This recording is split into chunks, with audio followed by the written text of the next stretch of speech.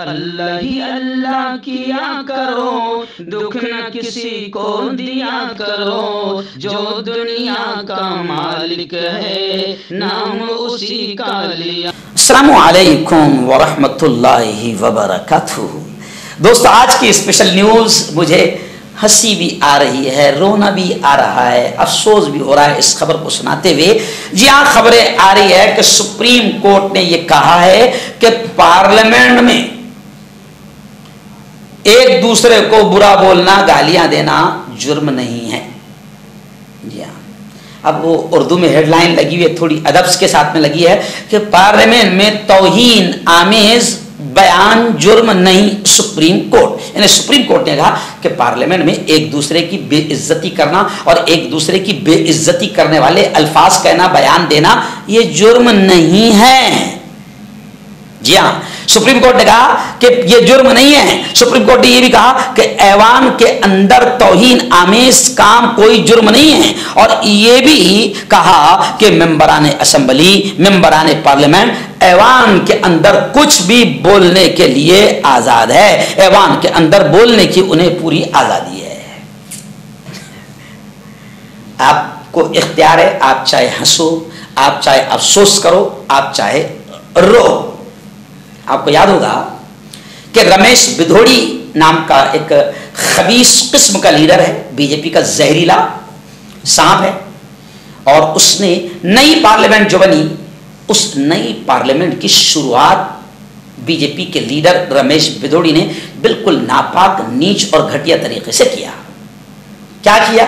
आपको याद होगा कि एक मेंबर पार्लियामेंट है दानिश अली कुंवर, उसको गालियां दी। दानिश अली मुसलमान है, फिर उसे आतंकवादी कहा, कटुआ कहा, न जाने क्या क्या कहा। वो सारी गालियां पूरी दुनिया ने सुना और पूरी दुनिया ने हम पर थूका कि इनकी पार्लियामेंट में ऐसे घटिया और नीच किस्म के लोग हैं जो मां बहन की गालियों के साथ साथ बकायदा किसी समाज को कटुआ, मुल्ला, दहशतगर्द, आतंकवादी सब कहते हैं।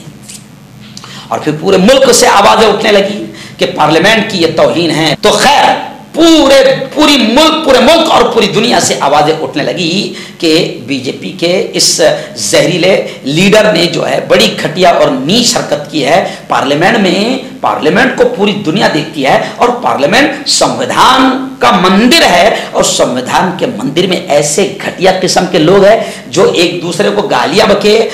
ये भी मेंबर है पार्लियामेंट एक दूसरे को गालियां बके। लेकिन चलिए आइए, मामला खूब गरमाया।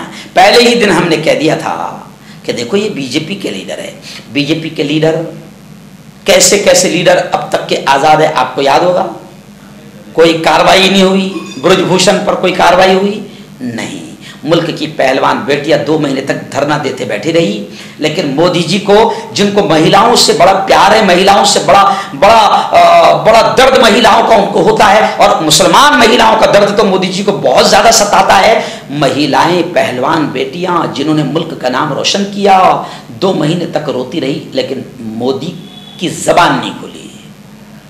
ब्रजभूषण आजाद। जी हाँ, ठीक है। ऐसे ही आप देखो कि अब ये रमेश बिधोड़ी पूरा मुल्क थूक रहा है ऐसी नीच हरकत पर, मगर बीजेपी तो ऐसे लोगों को आगे बढ़ाती है ना। बीजेपी ने रमेश बिधोड़ी का प्रमोशन कर दिया कि वाह, मुसलमान को तूने गालियां दिया है, बहुत अच्छा काम किया। ऐसे ही तो जहरीले सांपों की हमें जरूरत है। और फिर बीजेपी ने क्या किया, उसे राजस्थान का इलेक्शन का इंतखाब का जिम्मेदार बना दिया, प्रमोशन।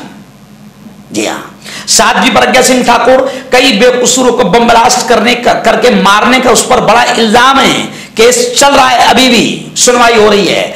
लेकिन बीजेपी ने साध्वी प्रज्ञा सिंह ठाकुर के सर पर हाथ रखा कि तू तो बहुत काम की औरत है, ऐसी औरतों की तो सख्त जरूरत है।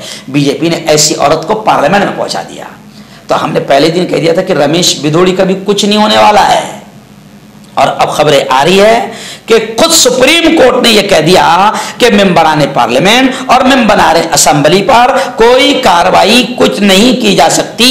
सुप्रीम कोर्ट ने कहा कि ऐवान के अंदर, असेंबली के अंदर, पार्लियामेंट के अंदर उनको बोलने की पूरी आजादी है। तो अब लोग कमेंट कर रहे हैं कि क्या सुप्रीम कोर्ट ये भी लिस्ट दे दें कि कौन कौन सी गालियां देने की आज़ादी है, माँ पर गाली देने की आज़ादी है, या बहन की गाली देने की आज़ादी है, या आतंकवादी बोलने की आज़ादी है, किसी को कटवा बोलने की आज़ादी है, किसी को मुल्ला बोलने की आज़ादी है, या किसी को दहशतगर्द बोलने की आज़ादी है। क्या क्या लिस्ट, यानी कौन कौन सी गालियां दे सकते हैं मेंबरान पार्लियामेंट, एक दूसरे को उसकी पूरी लिस्ट आ जाए तो फिर मेंबरान पार्लियामेंट को एक दूसरे को गालियां देने में आसानी होंगी। जी हाँ, ट्विटर पर सुप्रीम कोर्ट के इस तबसरे के बाद ट्विटर पर एक जर्नलिस्ट है जाकिर अली त्यागी, उन्होंने लिखा है कि ठीक है, फिर कंवर दानिश अली आने वाले, अब जो आने वाला इजलास होगा तो कंवर दानिश अली भी खूब प्यारे अंदाज में गालियां देंगे, क्योंकि सुप्रीम कोर्ट ने कह दिया एक दूसरे को गाली देने की आजादी है। गालियों की लिस्ट आपको भेज दी जाएगी, यानी दानिश अली को गालियों की लिस्ट भेज दी जाएगी कि भाई बहन की दे सकते हैं, माँ की नहीं दे सकते हैं, या माँ की गाली दे सकते हैं, बाप की नहीं दे सकते, लिस्ट आ जाएगी। सुप्रीम कोर्ट ने कह दिया है कि पार्लियामेंट में किसी को रोका नहीं जा सकता, वहां मेंबरान पार्लियामेंट और मेंबरान असेंबली को बोलने की पूरी आजादी है। जी हाँ, अब आप पूरी खबर को सोचकर सुनकर रोएं या हंसें या अफसोस करें, आप खुद कमेंट में लिखकर हमको बताएं कि आपको रोना आ रहा है या हंसी आ रही है या अफसोस हो रहा है। किसी ने तो एक शेर बड़ा प्यारा लिखा इस खबर को पढ़कर कि हम, यानी हम, अगर हम होते ना, हम मुसलमान, अगर दानिश अली अगर ऐसा कहते था किसी अगर रमेश बिदोड़ी को, तो फिर कितना हंगामा होता। फिर आपको मालूम है, तो किसी ने इस खबर के सुनने के बाद सुप्रीम कोर्ट के इस बोलने पर यह कहा कि हम, यानी मुसलमान, हम आह भी करते हैं तो हो जाते हैं बदनाम, और वो कत्ल भी करते हैं तो चर्चा नहीं होता।